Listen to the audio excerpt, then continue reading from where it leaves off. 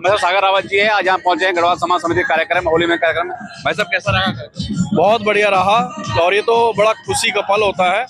हमारे भारत का बहुत ही महत्वपूर्ण त्यौहार होता है होली का। इस पर्व पे हम सब लोग आपस में बहुत प्रेम भाव के साथ मिलते जुलते हैं। जो लोग बहुत टाइम के बाद इस अपनी दिनचर्या में, जिनकी प्रतिदिन की दिनचर्या बहुत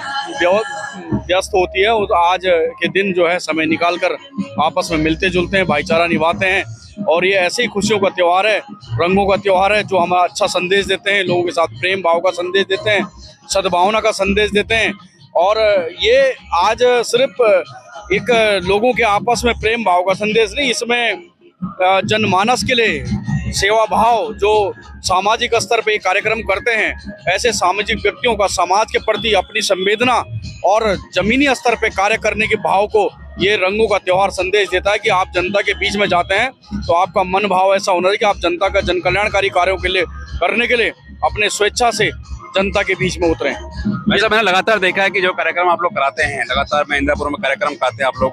और कहीं ना कहीं जो युवा पीढ़ी है, उत्तराखंड की पीढ़ी है, कहीं ना कहीं आप देखते हैं ऐसे कार्यक्रम से एकजुटता का बनेगी और युवा जागेगा, वो कहीं ना कहीं देखेंगे। बिल्कुल, हमारा प्रयास यही रहता है कि हम लोग, जैसे कि आप मानते हैं कि हम लोग उत्तराखंड से यहाँ पे आए हैं और हम अपने संस्कृति को यहाँ पे बढ़ाने के लिए, अपने संस्कृति को आने वाली पीढ़ी में ले जाने के लिए प्रयासरत रहते हैं। लेकिन हम ऐसे कार्यक्रमों को कर, अपने सांस्कृतिक कल्चर को कर, हम अपने युवाओं को ये कहना चाहते हैं कि युवाओं को अपनी संस्कृति के प्रति तो जागरूक होना ही चाहिए, लेकिन अपने समाज के प्रति भी एक मजबूत स्तंभ बनकर उनको एक प्लेटफॉर्म तैयार करना चाहिए, जिस प्लेटफॉर्म से समाज का हमेशा मान सम्मान और समाज के प्रति उनका समर्पण भाव दिखे। जैसे भाई एक हटके क्वेश्चन ये है कि आगामी चुनाव को देखते हुए उत्तराखंड के समीकरण बन रहे हैं, चाहे मैं यूकेडी की बात करूं चाहे बीजेपी की बात करूं, क्या लग रहा है उत्तराखंड में? देखो, उत्तराखंड में जहां तक बीच चुनाव की बात है, आज देश के अंदर जिस प्रकार से विश्व में हमारे देश के यशस्वी प्रधानमंत्री विश्व के नेता बने हैं और उनके नेतृत्व में ही चुनाव पूरी भारतीय जनता पार्टी लड़ती है, उत्तराखंड के अंदर भी आने वाले अभी 1 साल का टाइम है, उनके नेतृत्व में ही उत्तराखंड में भारतीय जनता पार्टी चुनाव लड़ेगी। और मैं मानता हूं कि अगर थोड़ा सा इस बात को कहने में कोई संकोच नहीं है कि वहाँ के जो क्षेत्रीय नेता हैं वो माननीय प्रधानमंत्री जी के नेतृत्व में काम करें और उनको संकल्पित होकर काम करें, तो मैं मानता हूं कि देवभूमि के प्रति उनको आशावादी होना चाहिए और देवभूमि के प्रति उनको संवेदनशील भी होना चाहिए कि हमारे देश उत्तराखंड राज्य की स्थिति क्या बन रही है और कहाँ जा रही है। उसको देखते हुए अगर क्षेत्रीय नेता भी हमारे अच्छा काम करें और जनता के प्रति समर्पण भाव के साथ काम करें, तो मैं मानता हूं कि उत्तराखंड के अंदर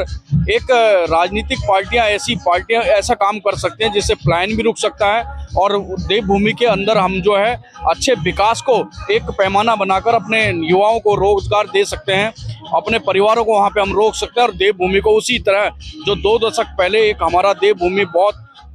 हरा भरा था, उसी प्रकार से हम दोबारा उसको देख सकते हैं अगर राजनीतिक पार्टियां उसमें अपने सकारात्मक सोच के साथ काम करें और सकारात्मक स्थिति को लोगों के बीच में ले जाएं, तो तभी हम उसको अच्छा बना सकते हैं देवभूमि को। और मैं मानता हूं कि भारतीय जनता पार्टी इस रास्ते काम कर रही है और आदरणीय मोदी जी के नेतृत्व में ये काम होंगे।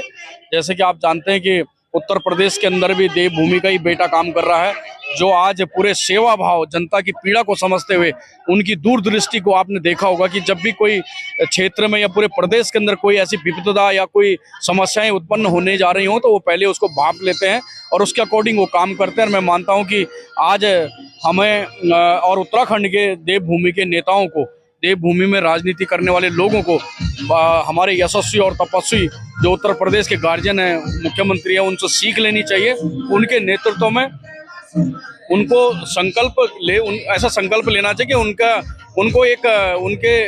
मार्गदर्शन में सीखना चाहिए और उत्तराखंड देवभूमि के लिए भी ऐसे काम करना चाहिए, क्योंकि उत्तराखंड देवभूमि 33 कोटि देवी देवताओं का प्रदेश है और ऐसे प्रदेश को अगर हम किसी तरह से छिन्न भिन्न करेंगे तो बहुत ज्यादा दिन नहीं चलने वाला। ऐसे नेताओं को जरूर सबक मिलेगा जो देवभूमि के साथ खिलवाड़ कर रहे हैं।